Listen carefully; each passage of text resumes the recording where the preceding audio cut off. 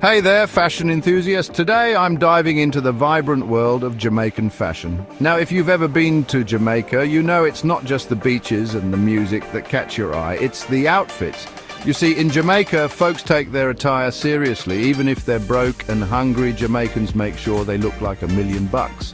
Why, you ask? Well, it's all about pride and respect. Your outfit is your first impression, and Jamaicans believe in putting their best foot forward no matter what. So you'll see people from the poorest neighborhoods dressed like they just stepped out of a fashion magazine.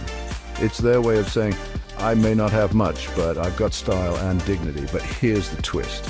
Rich Jamaicans often dress down, rocking casual, sometimes even raggedy clothes. Why? They're blending in, staying humble, and sometimes just trying to avoid the extra attention.